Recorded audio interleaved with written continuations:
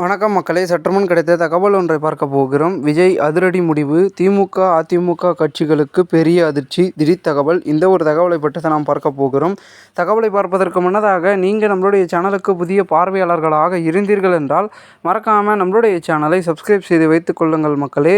தற்பொழுது தமிழகத்தில் அடுத்தடுத்து பெரிய கட்சிகள் என்றால் அது திமுக அதிமுக என்று இரு கட்சிகள் தான் இருந்தது. ஆனால் இப்பொழுது அதிரடியாக களம் இறங்கி கொண்டிருக்கும் புதியதாக வரவாக இருக்கக்கூடிய தமிழக வெற்றிக் கழகத்தின் தலைவர் விஜய் அவர்கள் பெருமிதத்தில் அந்த கட்சியை பலப்படுத்தவும் கட்சியை பெரிய கட்சியாக மாற்றவும் தீவிரமான களப்பணியில் ஈடுபட்டு கொண்டிருக்கிறார்.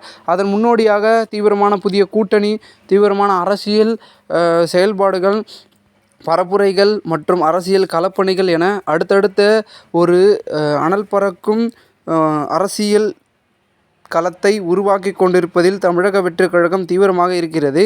இந்த ஒரு சூழ்நிலையில் தற்பொழுது அதிமுக மற்றும் திமுகவுக்கு ஒரு அதிர்ச்சியும் கொடுத்திருக்கிறது என்று சொல்லலாம். விஜயுடைய முடிவு, அதாவது கொங்கு மண்டலத்தில் வாக்கு வங்கியை தக்க வைக்கும் அதிமுகவும் எப்படியாவது செல்வாக்கு பெற வேண்டும் என திமுகவும் போட்டி போட்டு களப்பணியாற்றி வருகின்றன. இவர்களுக்கு அதிர்ச்சியளிக்க விஜய் திட்டம் தீட்டி வருகிறார் என்றே கூறப்படுகிறது.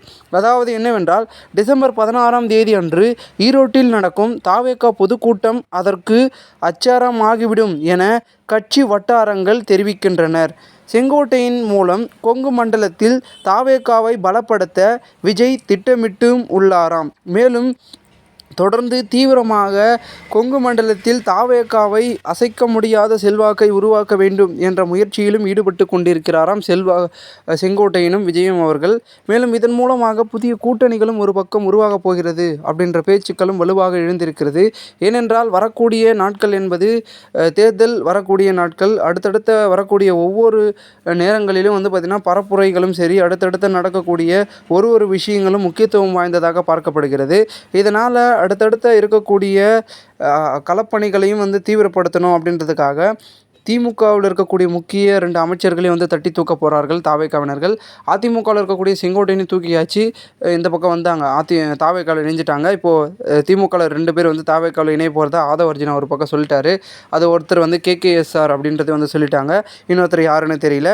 மேலும் பார்த்திங்கன்னா இன்னும் முக்கிய புள்ளிகளை அதிமுகவிலும் திமுகவிலும் தன் பக்கம் இழுத்து தாம் கட்சியை பலப்படுத்தும் முயற்சியில் பார்த்திங்கன்னா தமிழக வெற்றிக் கழகம் இறங்கியிருப்பதாக கூறப்படுகிறது.